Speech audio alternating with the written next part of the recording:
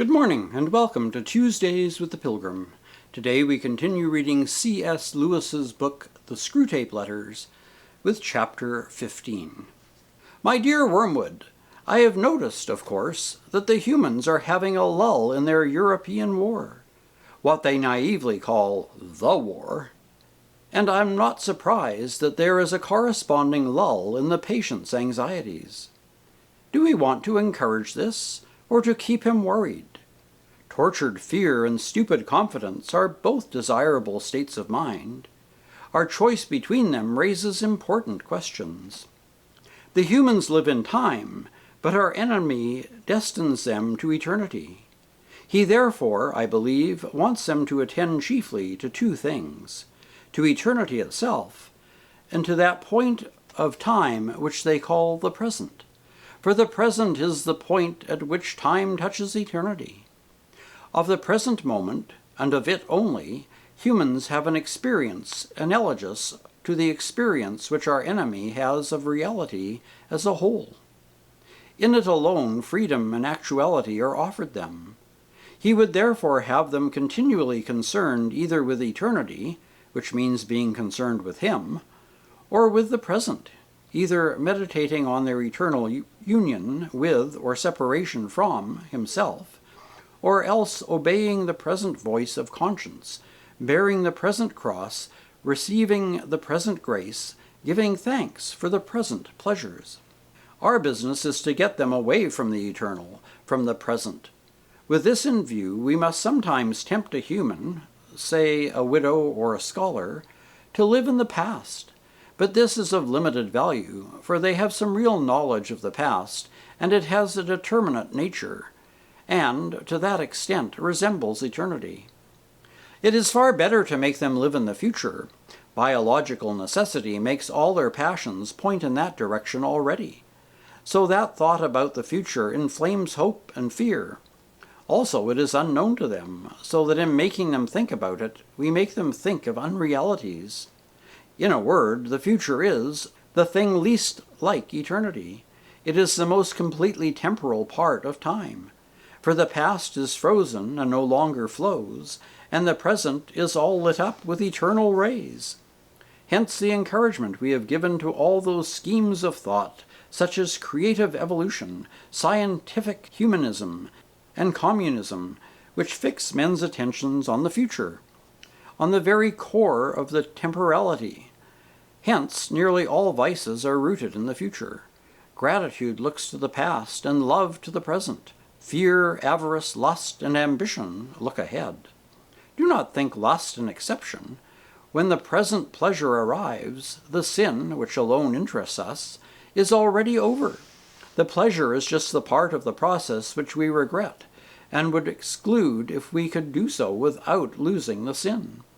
It is the part contributed by the enemy. The sin, which is our contribution, looked forward. To be sure, the enemy wants men to think of the future, too, just so much as is necessary for now planning the acts of justice or charity which will probably be their duty tomorrow.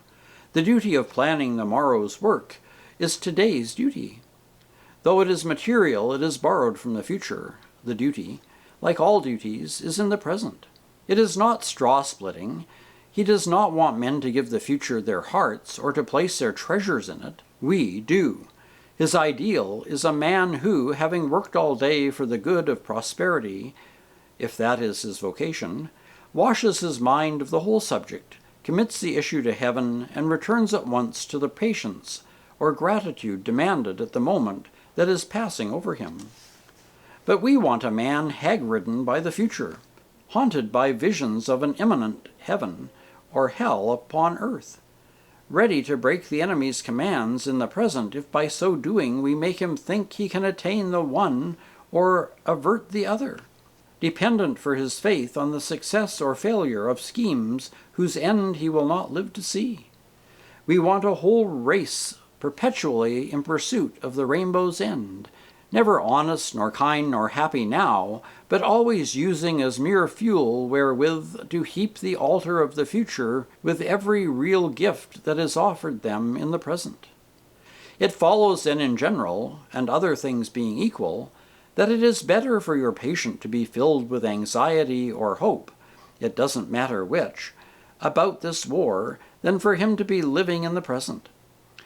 The phrase, living in the present, is ambiguous. It may describe a process which is really just as much concerned with the future as anxiety itself. Your man may be untroubled about the future, not because he is concerned with the present, but because he has persuaded himself that the future is going to be agreeable. As long as that is the real course of his tranquility will do us good, because it is only piling up more disappointment, and therefore more impatience for him when his false hopes are dashed. If, on the other hand, he is aware that horrors may be in store for him, and is praying for the virtues wherewith to meet them, and meanwhile concerning himself with the present, because there and there alone all duty, all grace, and all knowledge, and all pleasure dwell, his state is very undesirable, and should be attacked at once. Here again our philosophical arm has done good work. Try the word complacency on him. But of course, it is most likely he is living in the present, for none of these reasons, but simply because his health is good and he is enjoying his work. The phenomenon would then be merely natural. All the same, I would break it up if I were you. No natural phenomenon is really in our favor. And anyway, why should the creature be happy? Your affectionate uncle, Screwtape. And that's the end of chapter 15. Next week we'll continue with chapter 16. Until then, take care, stay safe, and God bless.